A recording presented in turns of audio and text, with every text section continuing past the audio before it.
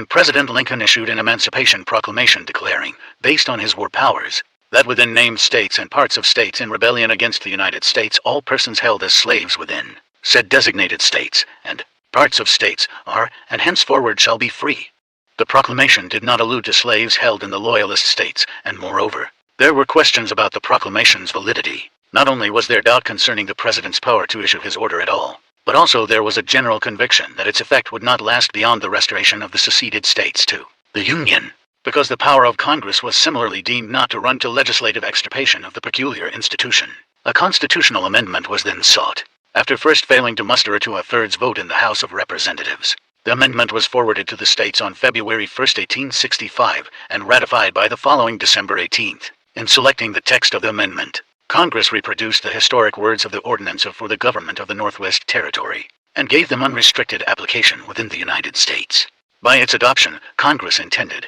said Senator Trumbull, one of its sponsors, to take this question of emancipation entirely away from the politics of the country.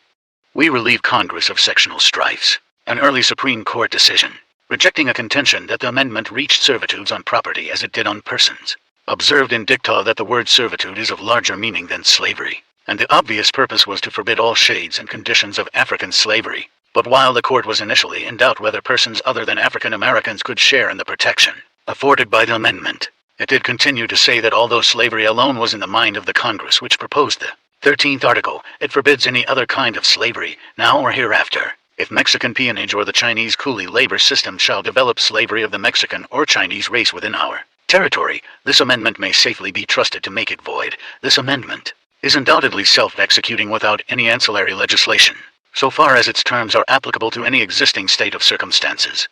By its own unaided force and effect it abolished slavery, and established universal freedom. These words of the court in 1883 have generally been non-controversial and have evoked little disagreement in the intervening years. The force and effect of the amendment itself has been invoked only a few times by the court to strike down state legislation which it considered to have reintroduced servitude of persons, and it has not used of the amendment against private parties. A major change, however, has recently been wrought with regard to the scope of congressional power under to enforce of the amendment. Certain early cases suggested broad congressional powers, but the civil rights cases of 1883 began a process, culminating in Hodges v. United States, which substantially curtailed these powers. In the former decision, the court held unconstitutional an 1875 law guaranteeing equality of access to public accommodations. Referring to the 13th Amendment, the court conceded that legislation may be necessary and proper to meet all the various cases and circumstances to be affected by it, and to prescribe proper modes of redress for its violation in letter or spirit, and such legislation may be primary and direct in its character, for the amendment is not a mere prohibition of state laws establishing or upholding slavery, but an absolute declaration that slavery or involuntary servitude shall not exist in any part of the United States. Appropriate legislation under the amendment, the court continued, could go beyond nullifying state laws establishing or upholding slavery, because the amendment has a reflex character also, establishing and decreeing universal civil and political freedom throughout the United States, and thus Congress was empowered to pass all laws necessary and proper for abolishing all badges and incidents of slavery in the United States. But these badges and incidents as perceived by the court were those which Congress had in its legislation sought to secure to all citizens of every race and color, and without regard to previous servitude, those fundamental rights which are the essence of civil freedom, namely the same right to make and enforce contracts, to sue the parties, give evidence, and to inherit, purchase, lease, sell and convey property, as is enjoyed by white citizens. But the court could not see that the refusal of accommodations at an inn or a place of public amusement, without any sanction or support from any state law, could inflict upon such person any manner of servitude or form of slavery, as those terms were commonly understood. It would be running the slavery argument into the ground to make it apply to every act of discrimination which a person may see fit to make. Then in Hodges v. United States, the court set aside the convictions of 3 men for conspiring to drive several African Americans from their employment in a lumber mill. The 13th Amendment operated to abolish and to authorize Congress to legislate to enforce abolition of conditions of enforced compulsory service of one to another, and no attempt to analogize a private impairment of freedom to a disability of slavery would suffice to give the federal government jurisdiction over what was constitutionally a matter of state remedial law. The latter case was overruled by the court in a far-reaching decision in which it concluded that the 1866 congressional enactment, far from simply conveying on all persons the capacity to buy and sell property, also prohibited private denials of the right through refusals to deal, and that this statute was fully supportable by the 13th Amendment. Surely Congress has the power under the 13th Amendment rationally to determine what are the badges and the incidents of slavery, and the authority to translate that determination into effective legislation. Nor can we say that the determination Congress has made is an irrational one, just as the Black Codes, enacted after the Civil War to restrict the free exercise of those rights,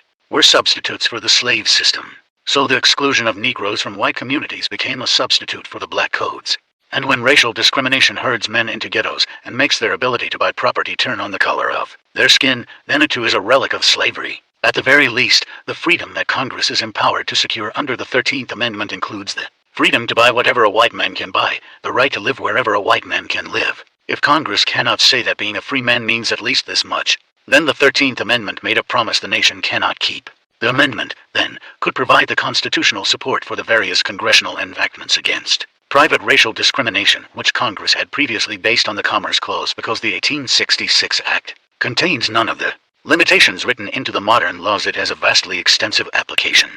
Whether the court will yet carry its interpretation of the statute to the fullest extent possible is, of course, not now knowable. Peonage notwithstanding its early acknowledgment in the slaughterhouse cases that peonage was comprehended within the slavery and involuntary servitude proscribed by the 13th Amendment, the court has had frequent occasion to determine whether state legislation or the conduct of individuals has contributed to re-establishment of that prohibited status, defined as a condition of enforced servitude by which the servitor is compelled to labor against his will in liquidation of some debt or obligation, either real or pretended. Peonage was found to have been unconstitutionally sanctioned by an Alabama statute directed at defaulting sharecroppers, which imposed a criminal liability and subjected to imprisonment farm workers or tenants who abandoned their employment, breached their contracts, and exercised their legal right to enter into employment of a similar nature with another person.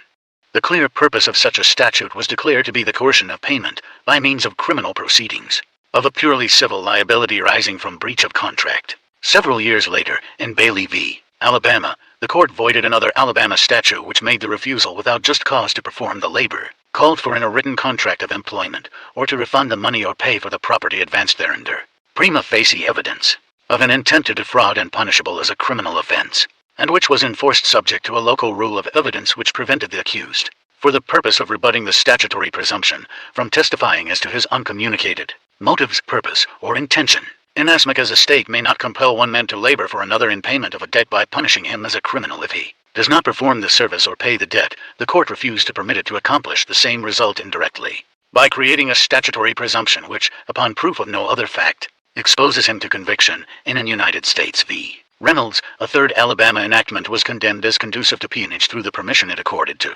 persons fined upon conviction for a misdemeanor to confess judgment with a surety in the amount of the fine and costs, and then to agree with said surety, in consideration of the latter's payment of the confessed judgment, to reimburse him by working for him upon terms approved by the court, which, the court pointed out, might prove more onerous than if the convict had been sentenced to imprisonment at hard labor in the first place. Fulfillment of such a contract with the surety was viewed as being virtually coerced by the constant fear it induced of rearrest, a new prosecution, and a new fine for breach of contract, which new penalty the convicted person might undertake to liquidate in a similar manner, attended by similar consequences. More recently, Bailey v. Alabama has been followed in Taylor v. Georgia and Pollock v. Williams, in which statutes of Georgia and Florida, not materially different from that voided in the Bailey case, were found to be unconstitutional. Although the Georgia statute prohibited the defendant from testifying under oath, it did not prevent him from entering an unsworn denial both of the contract and of the receipt of any cash advancement thereunder, a factor which, the court emphasized, was no more controlling than the customary rule of evidence in Bailey. In the Florida case, notwithstanding the fact that the defendant pleaded guilty and accordingly obviated the necessity of applying the prima facie presumption provision, the court reached an identical result, chiefly on the ground that the presumption provision, despite its non-application, had a coercive effect in producing the plea of guilty. Pursuant to its enforcement powers, Congress enacted a statute by which it abolished peonage and prohibited anyone from holding, arresting, or returning, or causing or aiding in the arresting or returning of a person to peonage. The court looked to the meaning of the 13th Amendment in interpreting two enforcement statutes, one prohibiting conspiracy to interfere with exercise or enjoyment of constitutional rights, the other prohibiting the holding of a person in a condition of involuntary servitude. For purposes of prosecution under these authorities, the court held, the term involuntary servitude necessarily means a condition of servitude in which the victim is forced to work for the defendant by the use or threat of physical restraint or physical injury, or by the use or threat of coercion through law or the legal process. Thank you for your time. I recommend Bucky Dumgun and Juvenile's Juvie the Great for entertaining and informative listening, and if you're more interested in something country and catchy than ABBI by Travis Denning is worth its while. Good day, sir, to a wonderful week.